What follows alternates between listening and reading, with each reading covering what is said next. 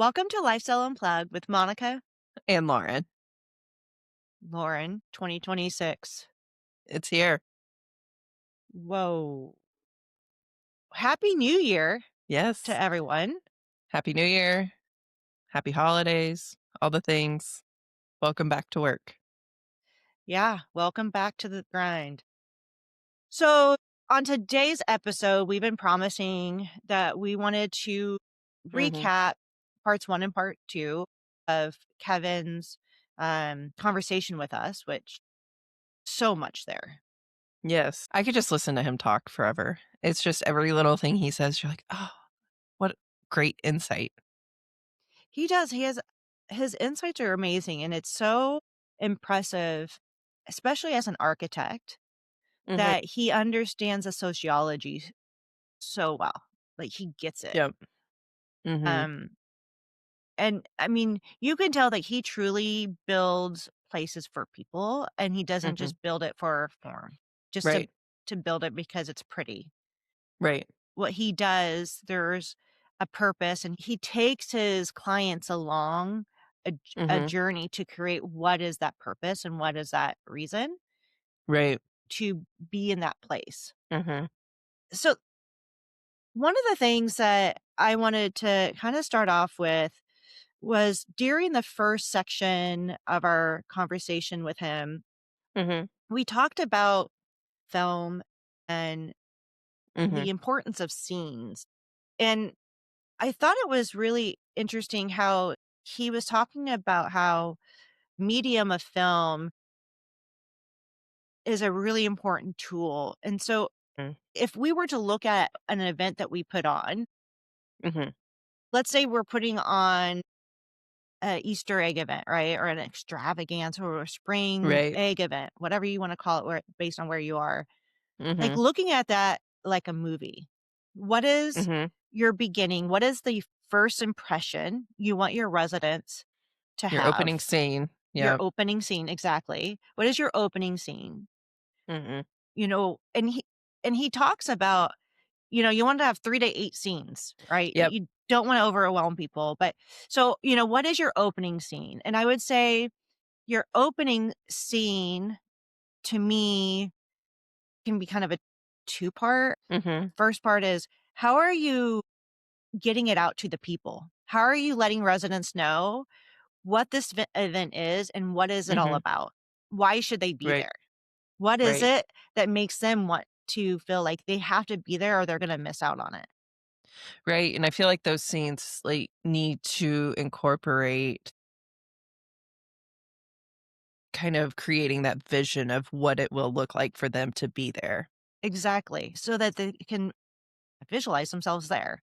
Mhm, One of the other things he said was having pictures of actual people, not mhm, not like the staged lifestyle photos, but right, pictures of your residents mhm, enjoying it. So, one thing to think about when our lifestyle people are looking at planning events and advertising is one idea is to bring in pictures from last year mhm, to help paint that picture so people can see right, what it's going to look like and what it looks like.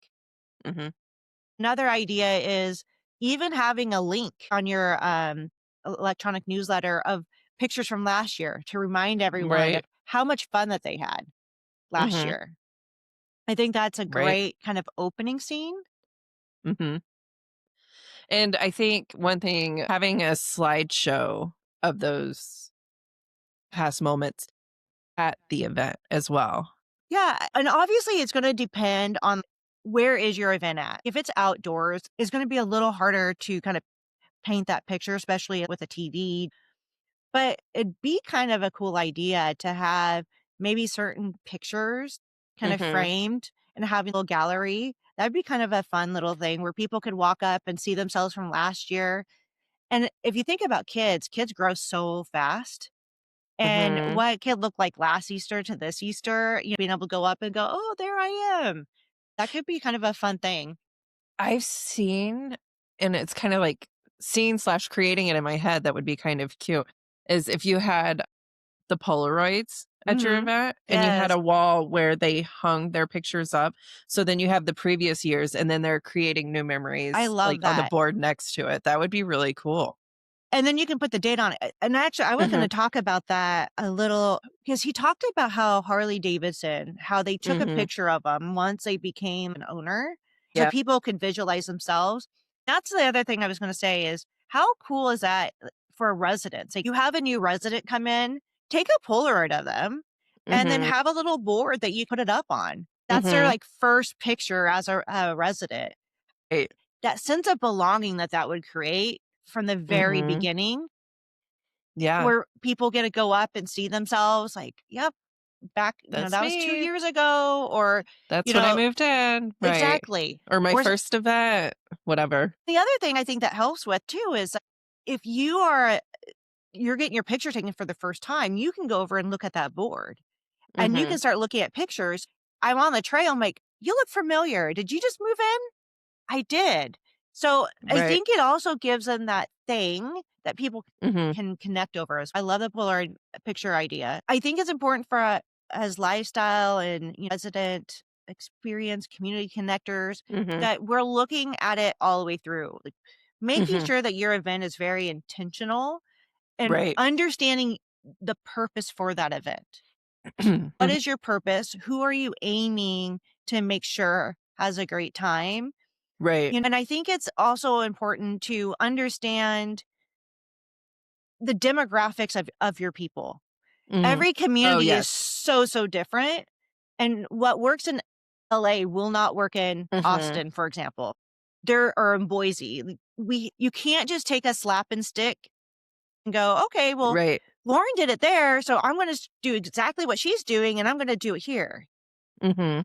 I have 2 No. thoughts. One, back to scenes, when you know the purpose of your event, that closing scene Mhm. is also just as important as that opening scene, and Mhm. tying that purpose all together, because you don't want the event to end and people to be like, I mean, looks like they're packing up, so I guess it's over. Like, you need to let there be some sort of, "This is the end. Thank you for coming. Yes. Here's why we're," and so people aren't kind of confused there at the end. That is so important. It's kind of funny that you mentioned that because I was helping my niece with her wedding, Oh, yeah. and she's young, and so she has a lot of energy, and she was like, "We wanna party all night long. Whew. We don't want an ending." Mm, And I had to tell her, "I get that you wanna continue to party, but people need a conclusion. They right, need to know, like, this is done. I can go right, home now." Not saying that right, people won't go home before, but right, it's like tying the bow, kind of, right. it's like, "Okay, done." And so I had to have the DJ that I hired as her gift to kinda help me explain that to her, that you need to have an ending. You can have an Right. after party, Exactly, that's what I was gonna right? say. You end the reception and move it to the next event that you could choose if you wanna go to. Exactly. You're like, yeah, I'm too old for that." Or, "Oh, yeah, I'm "Oh, ready to I'm tired." head you to party," right? Right. And so I think that is really important. And the other thing, as we kinda stick on scenes a little longer, Mhm, which I think is so important, is what is the first impression when your residents get there? And I always mhm, say that if you have an event where parking is important, mhm, you mhm. have to think about that. And why I say that is everyone needs to visualize themselves when they're going Right. to an event or if they're going shopping. Mhm. The longer you have to look for parking, the more irritated you get. Yep, And yep. then what happens? You don't automatically go, "Okay, I'm happy. I found parking 5 miles away." No, that's the No. first thing you talk about, like, "Well, where did you park?" Yeah. I had to walk so far or it took me Mhm, so long. So that is something is how are your residents getting there and how are you making it easier? One thing that we used to do in a community in Florida that was golf cart heavy, even though it wasn't a mhm. golf community, Right. but everyone had golf carts. We used to set up a special area for golf cart parking. Mhm, There was already special parking there, but we knew that for an event it was gonna be full, so we set up Mhm. another area just for the golf cart parking so Yep. that they could feel special, they could feel like, "Hey, I got right in." And Mhm. then for, like, a really, really large events where we knew we would not have enough parking on site, we did Mhm. shuttles. Yep. And we were very clear in our communication to our residents how Thank you. everything was going to work. That's even really important too if you're Mhm. doing for anyone who's planning grand openings Yes. and you're inviting prospects in, Mhm. you are showing what you can do as a lifestyle person. Mhm. You're showing them the type of events that they can expect there. Maybe not as grand, Right. but organized. The type of experiences that they're gonna have. Exactly. And I think too, continuing with scenes, that this is so when you arrive at a party and you're Mhm. the first one there, what do you wanna do? You wanna leave. So Mhm. I like to have volunteers that are helping maybe with the event be there early, so it doesn't look Yes. like an empty event when Mm, residents start to show up. So that's still kind of focusing on how are you creating that scene to make it feel welcoming to those people that are arriving early, I love that. because you don't want it just to be you and be like, "Hey," Exactly. that can feel not very welcoming. And, kinda going back to what Kevin was saying too about what are you giving them to make them feel comfortable? Right. Is it, a little wicker basket for their egg hunt? Mhm. Is it some swag? What is it that kinda can get them kinda talking and conversing with someone else that they may not know? Right. Um, Right. is it a name tag or is it something Mhm. that shows them what neighborhood they're in? Right. Where you can have different color wristbands for the different colored neighborhoods, so someone says, "Oh, Mhm. I didn't know that you lived in Terra Vista," and then the conversation. So I think there's a lot of different ways, to your point. How are Mhm. you creating those magic moments Mhm. to happen even without the Right. activities going on at that event? What are you Mhm. doing to make people feel connected to one another and allow them to speak to one another without Yep. feeling kinda threatened? Right. Right. And then another thought I had, so you were kind of diving into it's not one size fits all, right? Mhm. And understanding who that is one of my favorite things that Kevin talked about is that when he starts a new project, he asks to go to their house for dinner. I love that. And I think that just emphasizes how important it is that we are out there talking to our residents and knowing them and what they want. I think before your community centers are finished or your amenities, whatever, make sure you're out there mixing and mingling because you need to know who you are planning for. Definitely. One thing that I wanna be clear, we're not telling or suggesting you should go to people's houses for dinner. No. We're not suggesting we're not suggesting that. What we are saying, though, is find those opportunities where you can get some one-on-one time with Mhm. residents to find Yep. out what makes them tick, what Right. makes them happy. Because the more people you talk to, the better idea you're gonna have who lives there and what makes Mhm. them happy. Right. Yeah, I thought that was I just love that scene in his Mhm. book. But I think Mhm. that is such a smart way in how it can be applied is Mhm. making sure that at an event that you have the time to sit down on the grass next to them, have a little chat, let them get to know you a little bit better. Mhm. Because one of the other things that he talks about is that you want people to feel safe. Mhm. If they feel safe in where they are, they're going to have a good time. They're going to have a good Mhm. experience. If they Right. don't feel safe, meaning that they're uncomfortable because they don't know anybody and no one's coming up to them to make them feel Mhm. more comfortable, then the likelihood of them staying is very low. Right. So, Right. and I think the other thing that is so great about what we do in our jobs is the ability to connect each other. Mm. Bill plays tennis. John, you play tennis. I want to introduce you to each other. Right. Right. And then that's the common thing that they can start talking about. And then you Then can you can leave move them. on. Yes, you can leave them and then go on to the Yes. next person. And I think it's important to know that because you've met these people before these events, you have welcomed them to the community. You are their safe space. So when you Yeah. are planning your timeline and your agenda, make sure that you are intentionally scheduling time to interact with Yes. residents. And so that might mean you have to have a volunteer to help check the food trucks or the blow ups or whatever it might Yes. be, so that you can be free to be out there with your residents. 100%. Yes. That is so important.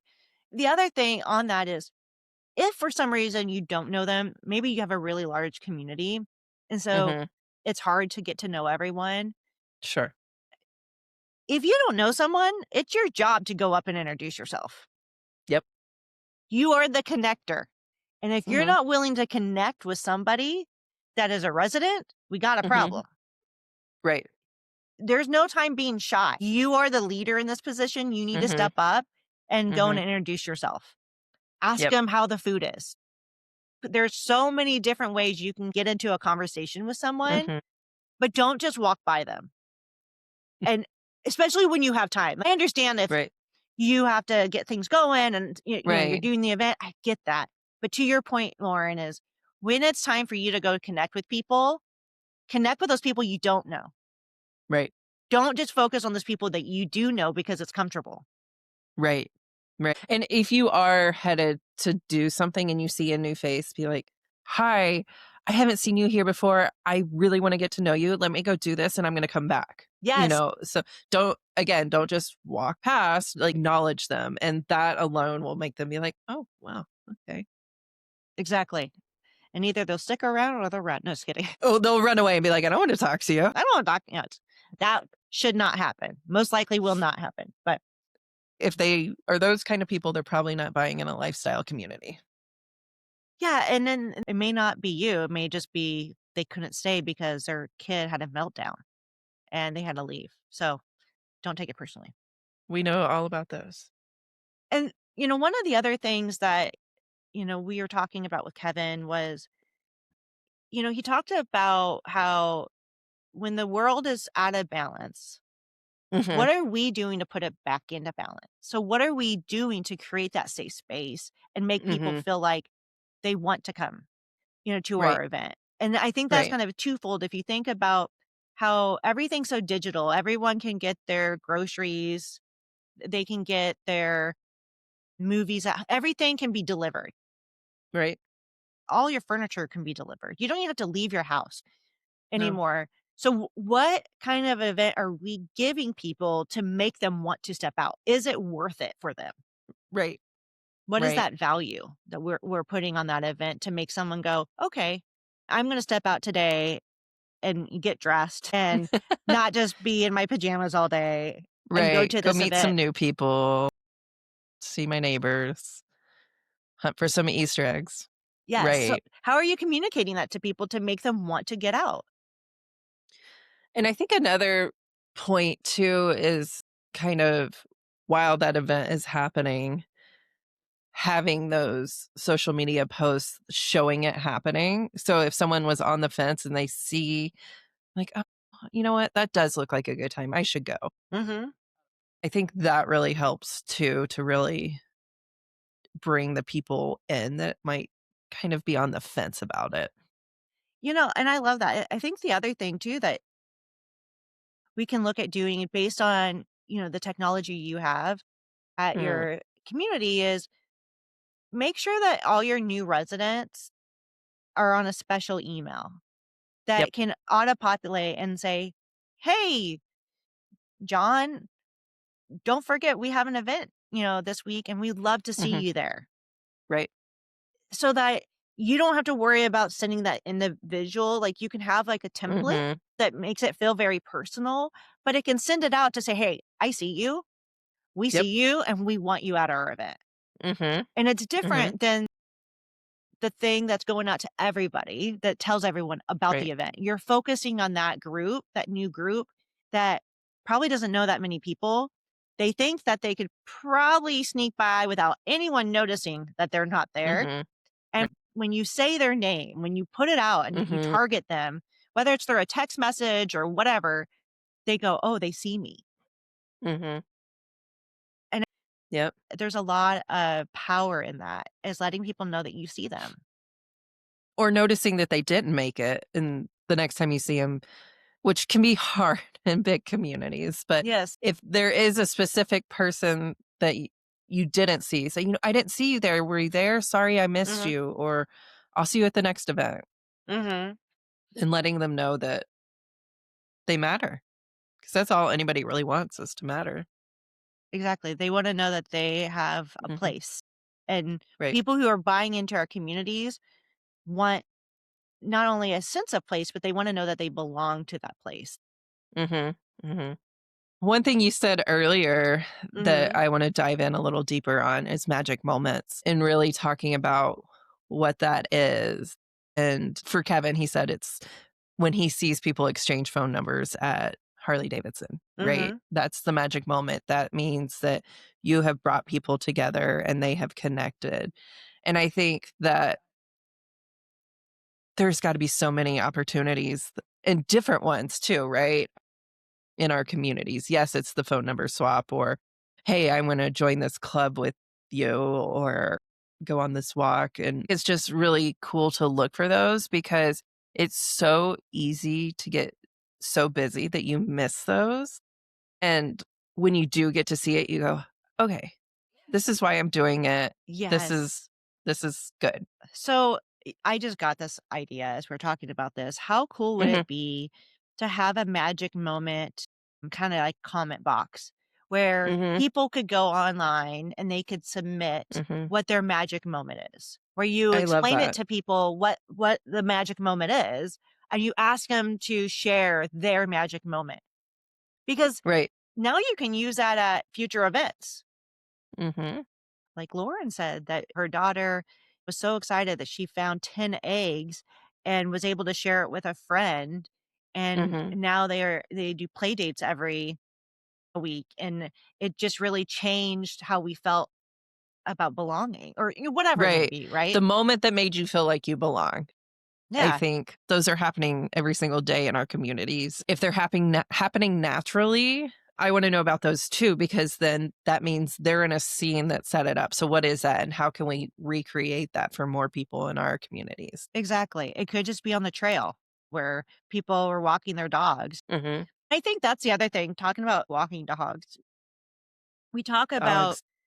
creating a safe space for people Mhm. and to give people a reason to kinda step out.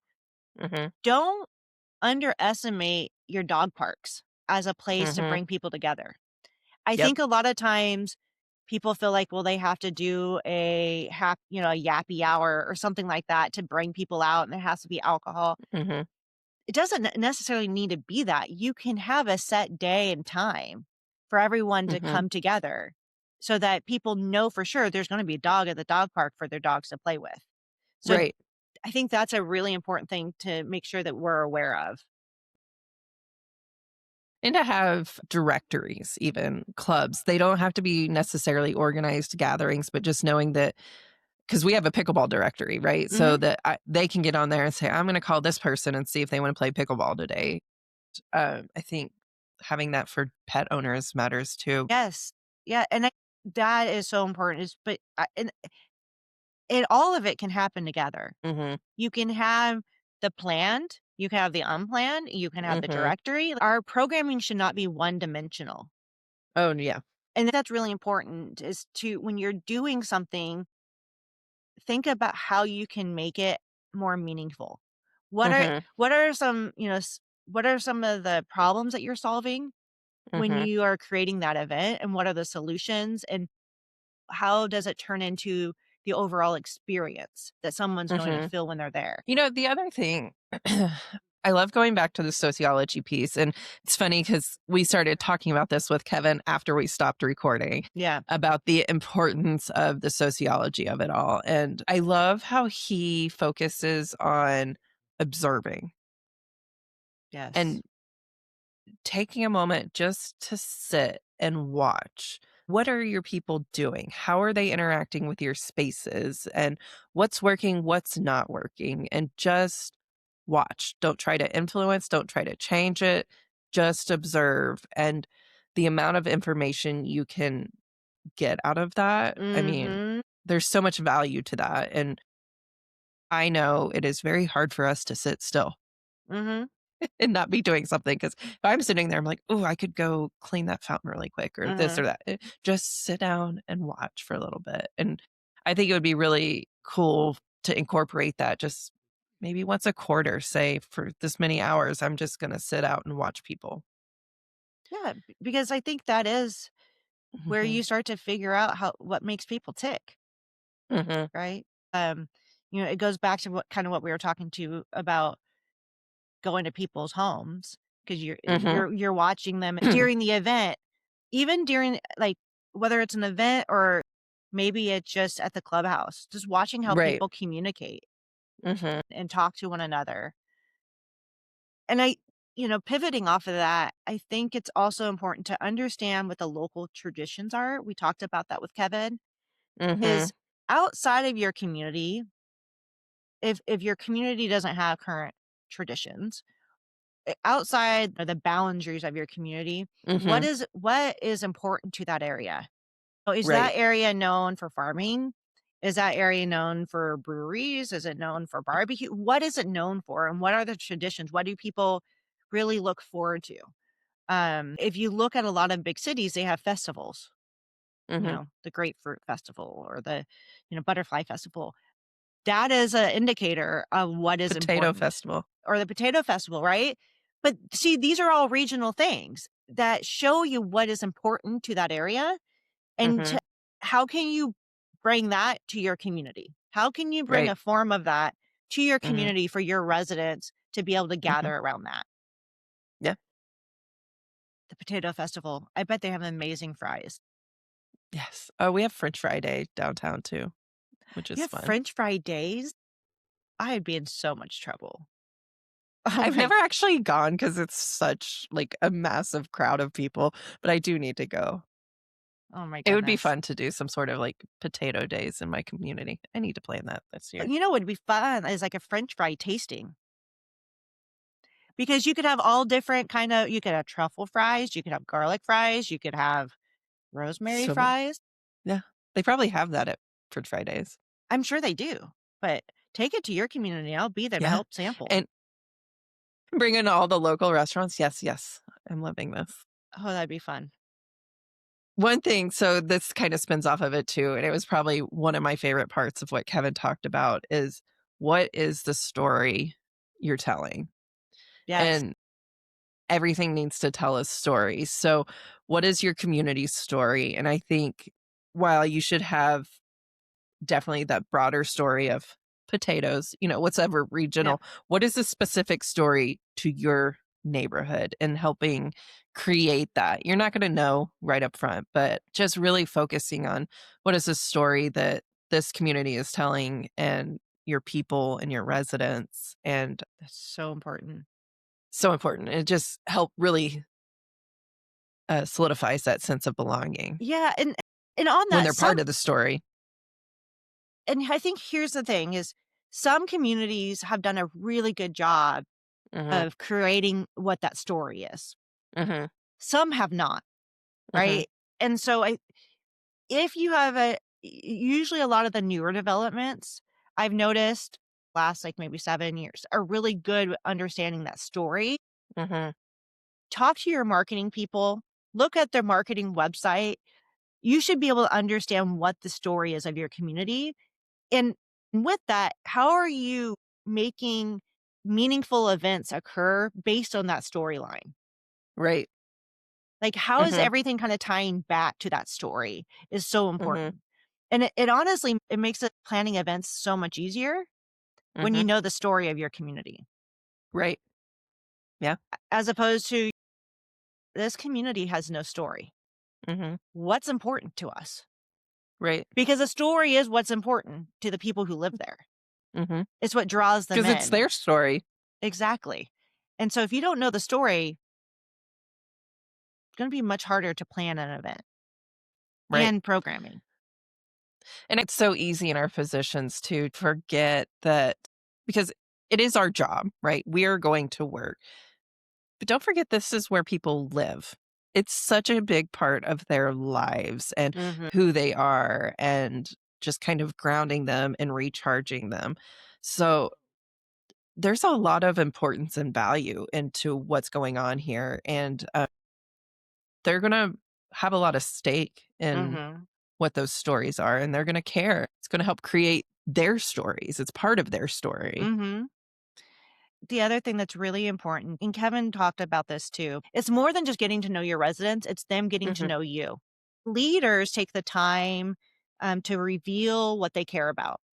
Hmm. Kevin said that as we were talking. And it's so important for residents to understand what you care about, what's Hmm. important to you, so that they can see how your goals and your visions line up with their story. How Hmm. does it all kind of fall in together, and why should they trust you with Hmm. organizing the events and really the memories that they're going to create in your community? Yeah, that's a really good point. I mean, these are some people's childhood memories that you're creating. And Yes, think I about mean, your childhood that's with you for your life. exactly. And if you're in a 55 and older community, they still have memories that they're gonna be, Hmm. talking about, when they first Hmm. moved in, wine tasting was like, to maybe 5 years later, how the wine tasting has evolved and it's so much Hmm. bigger or whatever. These are opportunities. What is it like from is it Inside Out, the little memory, Oh, the core memories. the core memories? Like, these are the little Yes. balls that they're, like, taking The in core and memories, the yes. gold ones. Yes. It's like, what are you doing to create those? Right. And again, that goes back to scenes because it's all the senses, right? So what are they Yes. seeing? What are they hearing? What are they smelling? What foods are they eating? And kind of capturing all the senses so that they're completely immersed in the Yes. experience. And Kevin talked about that, and that's the other Mhm. thing. I'm so glad you brought that up. Pet peeve of mine. Do not create, and if you're doing this now, please change it. Make 2026 a year that you make your places look presentable. Don't just Mhm. throw tables up with no tablecloths. Uh, I'm sorry. Don't do it. yep. Presentation of your event Mhm. is so important. Not saying you Mhm. have to go spend thousands of dollars in decorations. Not saying that. Mhm. It doesn't take much money to make your Mhm. place just look presentable. But Right. throwing up a table with no tablecloth, we're not at a frat party. We're not doing that. Put the effort in and Mhm. make sure that you are creating a place that doesn't look like you forgot about them. Meaning, Right. be set up on time, be set up early. So when people show up early, they Mhm. feel welcomed. They don't feel Right. like they're in the way. Right. Or that they have to be like, "Well, what can I do to help?" Exactly. No, we wanted those volunteers earlier to make sure that Right. we had everything ready. And some people are more gifted at this. I've had some lifestyle directors that, can you design my home? You're so good at staging and Mhm. making things look so presentable. And other Mhm. people are just like, I don't know what to do. You Mhm. can always ask for a volunteer that maybe is gifted in Right. staging to help Right. set the scene. Or if you have a caterer, tell them the expectation of how everything needs to look and see Mhm. if they will help set that up for you. Mhm. Don't just leave it and call it good. Please. Like, Right. I'm No. sorry. I cringe. Yes. Cringe. Because Yep. it's all about the scene. It's all about Mhm. making me feel like it can I trust that this is a safe space? Like, and little things like that make me know that you've thought everything through. Right. Even if you Right. haven't. But if you don't You at even have a least look like tablecloth, it. yes. It's like fake it till you make it. Right. If I walk into an event and I don't see linens or, plastic table or whatever it is, if I don't see Mhm. things looking like tidy and pulled together, then I'm like, Mm. what else is going to happen around here Right. that we don't know about? Right. Like, is that bounce house actually tied down? Oh my It just, so yeah, you brought that up about the senses. It's Yes. part of the senses. How's it look? Right. How does it look? And how does it smell? If you Mhm. have porta potties right at the entrance. Yes, or trash cans that haven't been emptied since the last Yes. event. Yes. Not So, good. no, if you think it's disgusting, or maybe you have a high tolerance, Ask somebody, get a second opinion. I should not smell garbage as I walk to your Mhm. event. I should not smell the sewer when I walk to your event. Like, making sure that the senses are aligning with how you want your event to be perceived. Mhm. Mhm. Yeah. I have one place that there's a recycling center right down the road, Mhm. and this conversation with Kevin's really kind of got me thinking more about it. After dark, they burn something, I don't know, and Mhm. it starts to smell. Mhm. So it's kind of like, what can we start to do to counteract that smell in the evenings? Because everyone talks about it. Mhm. What is that smell? Why does it stink? And it is affecting their experience. Maybe we just have to have a food truck frying the whole time. I don't know, but You the have french one. fries. There you go. Or everyone, like, goes and burns lavender, like, outside or, you Right. know, It's it's our lavender burning time. Oh my gosh. It leaves an impact. It becomes a memory you don't want them to have. You right. want them to Like, oh, we have the need to leave by 9 o'clock because that's when they start burning the trash. yes. And I think, going back to how you also have things set up for the senses, I remember him talking about, and it's kind of funny because I had a client like this, but he talked about how one city had yellow everywhere, right? Mhm. And Mhm. they were wondering why people weren't out and about and engaging compared to the city next door that didn't have yellow everywhere. And yellow means danger and caution. Yep.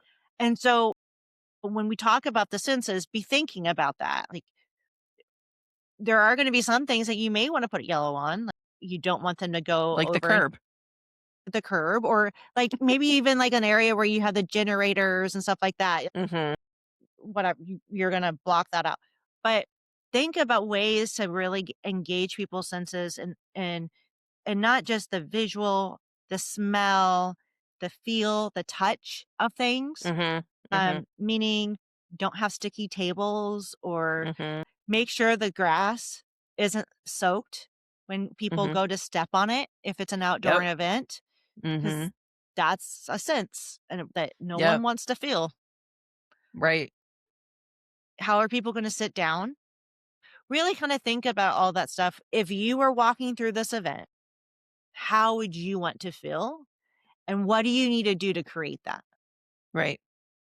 Yeah, Yeah. absolutely. I'm sure we could talk all day, so I wanna make sure I get this in. The bonfire effect. Yes. That's one of my favorite things because it's not necessarily a planned event, but how can you create these moments where people gather naturally in your communities? Mhm. And it's funny because I look at the bonfire effect in two different ways. I look at it for being those impromptu gatherings that just Mhm. happen. And I think Mhm. many of us can think of those people in our communities that are the Mhm. natural, they stoke the bonfire. They Right. are the one that Mhm. everyone follows. If they have a party, everyone's there. If they're at an event, Mhm. everyone's around them. Like, I think we Mhm. all have those kind of people. But I also look at the bonfire effect in a way that how we create events and Mhm. why lifestyle directors are so imperative in this. Yep. Because during the conversation, we talked about the bonfire and his experience of going up, and Mhm. they have a bonfire. And if it's too big, everyone's running. Right. If bonfire gets out of control, it's not good. If it's too small, then what's keeping them there? It's just kind of meh. And so for lifestyle directors, looking at how are you creating the space to make people feel connected. So meaning that, Mhm. here's an example, and I'm looking at it from like, if this is fire too big or is it not Right. big enough? So let's say you're having an event for 50 people, but Mhm. you're in a room that houses 200. Mm. You need to section off that room to Mhm. keep people together, because the more spread out people get, the more disconnected they are from one Mhm. another, and the less they feel connected to that event, and the more Mhm. reason they have to leave. But if Right. you have everyone together where they can Mhm. get connected to one another, it also makes them feel safe because it feels like, okay, we're Cozier. Right. cozier. Mhm. Don't overlook that. That is so important and how Right. you're doing your event and vice versa. If you have 1,000 people in a room of 500, not going to happen. Like No. that will backfire. And so Right. I just go back to our role of being Mhm. the professionals in the room that should be able to cue in and be able to curate these events to create Mhm. those moments. I was at an event recently that I really liked how they did it. So they had it was indoors, the room, and the partition was closed. Mhm. And then as the guests started arriving, they opened the partition to make the space bigger. But Yes. had that many people not shown up, it would have stayed closed and it just continued. It never felt empty. Yes, I love that. Any developers creating spaces, you know, here's a little Tip, clue. Here's a tip, little tip. tip. Yeah. But going back to what you were saying about the kind of the moments for these natural bonfires to occur, Mhm. one other thing that we need to be very conscious about are where are we allowing those things to happen in our community? Mhm. Meaning, do we have a great fire pit that closes Mhm. at 5 o'clock when we go home? Right.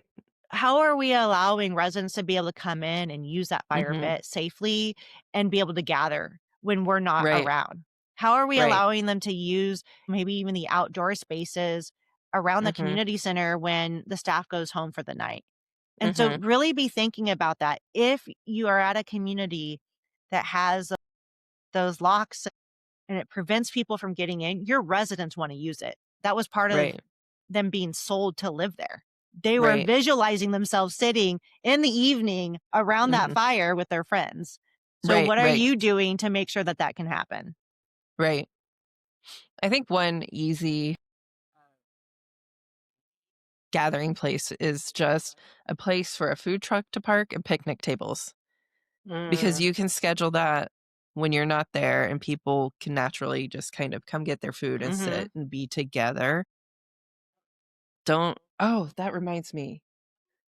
His comment about keeping furniture mobile. Yes, that's what actually I loved that. yes. I love that. That's the same idea, right? Like, Yes. I love yes. And if you don't remember, just, they want to be able to take the chair and go sit over here at this table because they're all hanging out, or they keeping them locked into one spot, like those concrete picnic tables, they just don't work. Oh, they're so frustrating. Yes. Like, you wanna combine tables, have one big group. Push all your chairs together, push your tables together. I just love like, it was such an aha moment. Like, I've always known that. Mhm. You want to be able to have mobile chairs, but when he put it in the way of saying people wanna have ownership, and they Yes. feel like they have ownership over that chair when they can move it. Mhm. Yep. That's what it comes down to. Yeah. And I'm in control of this. I'm exactly, and if creating I can't get that dang chair to move because it's bolted to the ground. and it's like, yes, there's this loss prevention piece to it, but Yes. are that many people really running home with your tables and chairs? I Get some just cameras. balance it out. Get some What's cameras. the risk versus reward? Exactly. It's funny that, when you think about it is, yeah, there are certain things you can lock a TV outside, like, you can have locks on Mhm. your outdoor TVs, Mhm. and more than likely I mean, I know furniture can disappear. I get it, Yes. but Yes. it's bigger than that. Mm. You're not willing to have furniture that moves, you really need to be thinking about what is your intention. Mhm. What is your goal at your community? Right. Are you setting it up in, like, a city park Mhm. where Mhm. people can go and sit wherever there's a bench and be happy with it? Or are you setting it up for a place where people feel like they belong and that they Right. have ownership in it And if they and can they can move come the together? chair, you're telling them you trust them too. 100%. So, I mean, I think that alone is just a different element. Oh, you don't have to babysit us because You trust us with our own furniture. And that's kind of what I was going back with that, like, fire pit.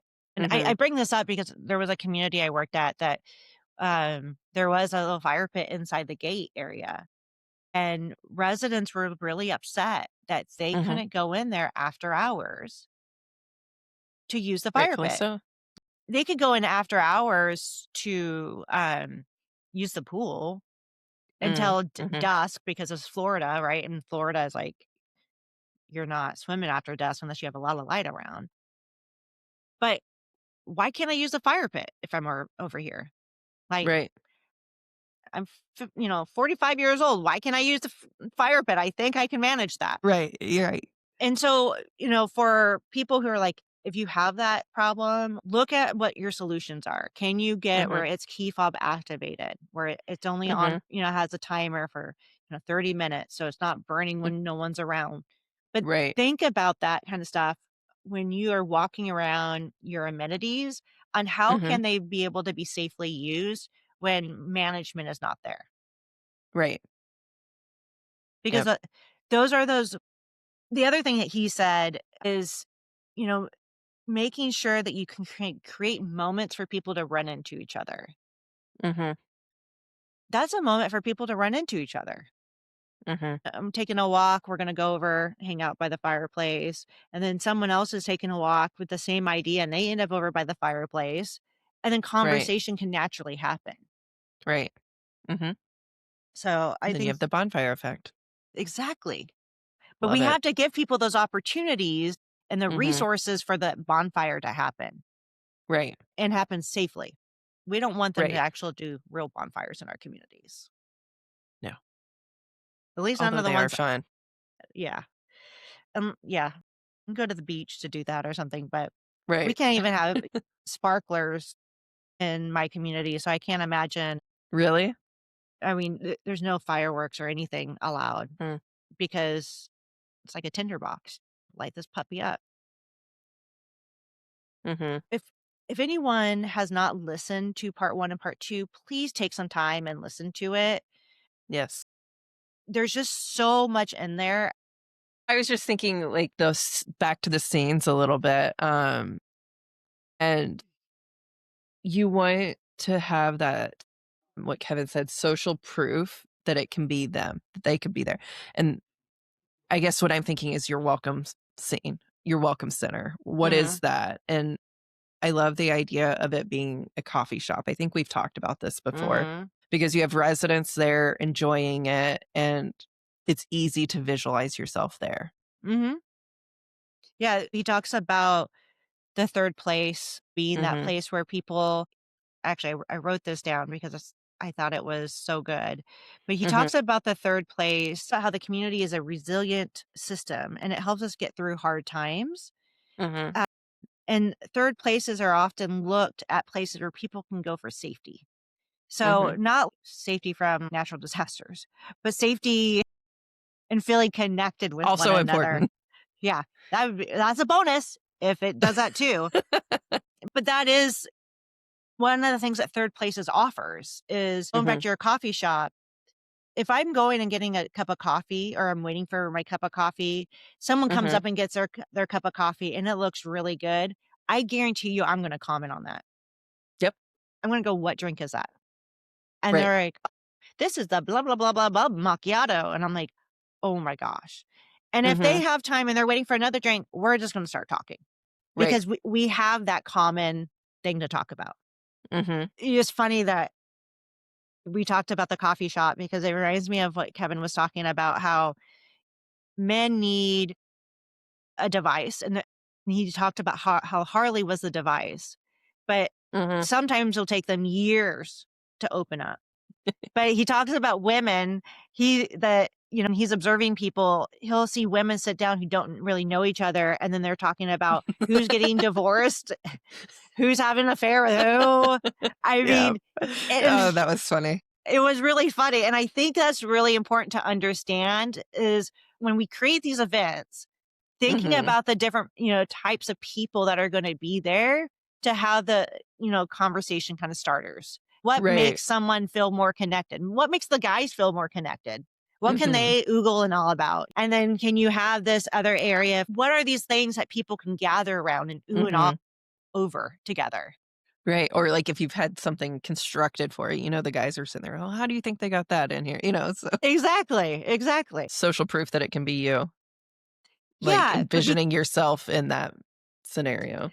and he talks about, and I think this is a really important thing to also talk about, is because it relates directly back to our communities, especially those that have builders in them, is Mhm, work with your builders to create an event for your residents to come to and for them to then plan like an open house, for them mhm, to then be able to walk people through that event. Let them see it. yep, Let them hang out there a little bit before mhm, they go to an open house, right? Before right, they go through a special tour of the model of homes. Win-win. The residents get a great event, and marketing mhm, should really be helping pay for that event, by the way. Just saying yes, that. It shouldn't all be on the HOA. right, But the magic that can occur there mhm, is mind blowing. I mean, he was just saying right, how, the builder he was working with noticed that they had increased sales when that would happen. mhm. People are like, "I wanna be here." Yeah. So lifestyle people, we can make the magic happen. We can make, Yeah, home sales happen. Like, let's right, work we with are our, marketing. yes, let's work with our teams to, make the best of it. The other thing he talks about is the participation mystique. And he says when people Mm, get mhm, in sync around an object, so that's just mhm, going back to the coffee. That's going back to like the car, but mhm. it's that mystique that gets people talking. I know I have that one written down too, mystique. Yeah. And I don't, the other thing just to our lifestyle people is really work with your marketing team if you have one. I know Mhm, a lot of people don't have marketing teams anymore. But if you do, work with them to have them hire a photographer. yes, Make sure that you have a disclaimer saying that pictures could be used for mhm, marketing purposes. But mhm, the value that marketing will get out of that event, the mhm, pictures, the drone footage, whatever it is mhm, invaluable.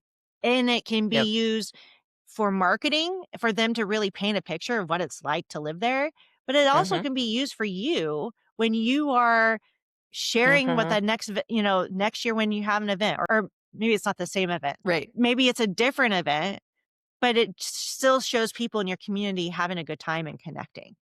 right, yep, and then you can create little photo albums too, right? So that residents can go back there. We have photo albums for our 55 and up for sure, and the amount of times that they're just bringing friends in, like, "Come look at this. Yes. This is" they're just proud of what they're doing. Creating coffee table books for your community center. Oh, that's a good idea. We used to do that. It allows people to sit down and, Mhm, whether it's a resident or a non-resident, they can sit down mhm, and they can have something tangible to flip through. Exactly. Don't This goes back to making sure we're looking at everything. Making sure you're looking at all the scenes. mhm, How are you wanting your residents to find out about it? How do you want them to feel when they come to the event? How do you want them to feel at the event? And how do you want mhm, them to feel when they leave the event? They right, You should also understand that, and that's another thing that Kevin talked about, is what feeling do you want your residents to feel when they're at the event? Is it a solemn mhm, event? Is it kind of like a candlelight visual kind of thing? mhm, Or is it a mhm, very happy, joyous event where you really want people kind of walking out and skipping or, you know, laughing, whatever it may be, but right, visualize that so you can work to create that. right, yep, So much love good it. stuff. So, such a good conversation and such a good topic to kinda kick our year off with. Agreed. I'm excited for 2026. It'll be a great Me year. too. Some Yes. great events are coming to communities across this country. Mhm. Yep, and we wanna hear about them from you guys. Yes, please share. Please share your events. Please share your magic moments. I actually want to just kind of recap that magic moment that when I was a Mhm, lifestyle director. And so let's do this. Here's a great challenge for our lifestyle directors. Share with us your magic moment. What was the Mhm. moment that made you feel you were doing the right job? That what you were doing was there's a purpose here. It's Right. not Mhm. just throwing events. Mine was, and I shared it with Kevin, was being out in the parking lot and hearing child and their dad walking away Mm. and the child looking up and said, "Daddy, that was so much fun. Can we do it again?" I love That was that. when I was like, "All right, sign me up for Let's do every that event. again. Let's just make it happen." So let's we'd love to hear those stories of Mhm. magic moments from a lifestyle director. What made Mhm. you feel connected and made you go, "Yep, this is I'm why I doing the do right what I job. do." Mm, Yep. And I think I've shared mine before, about the gal who moved into one of our 55 and up communities, and her son had passed away 4 or 5 years prior to that, and before he passed, she was the party girl. She would plan the events, she was just very social and outgoing, but once he passed, she just kind of obviously was very depressed and kind of sunk into herself. And after about 4 or 5 years, her husband moved her to the 55 and up community. She came in, she's like, "I'm not gonna participate, I don't wanna be here, but, when you're ready, just let us know."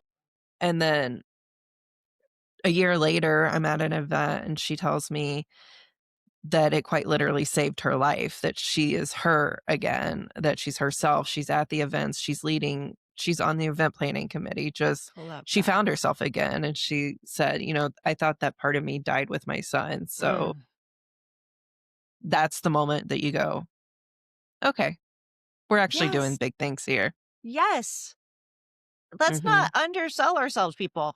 Right. What we do is amazing, and it's such a Mhm. privilege to do what we Mhm. do because we are making profound impacts on people's Mhm. lives.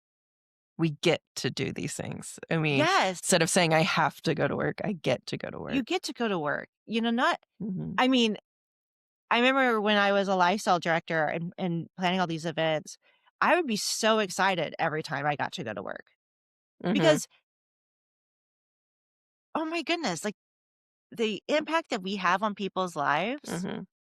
is just if you really think about it, if Right? if everyone really thinks about how many people live in their community and Mhm. the amount of people they're able to touch and Mhm. make a positive difference in their life. It's amazing. I know, I always go to, like, imagine if all the lifestyle directors worked together for this unified vision of creating great places for these people to live, and what we could do across this country if everybody lived in a lifestyle community. Mhm. We really do have a really big opportunity to make a Yes. difference in individual lives, but also communities and the world as a whole. Yes. It's like that rock that drops into the The water ripple effect. and the ripple effect that happens is Mhm, let's be that rock that creates an amazing ripple effect in our mhm, communities. mhm. Oh, I'm excited for 2026. I am too. I think we just set the stage for some really good energy. I love it. All right. Well, that wraps up our three-part series with Kevin Kelley. Now we've got the takeaways to really energize our 2026. But as you're moving forward, remember to look out for those magical moments as the indicators of your success and what we're doing. So thanks everybody for listening and joining us.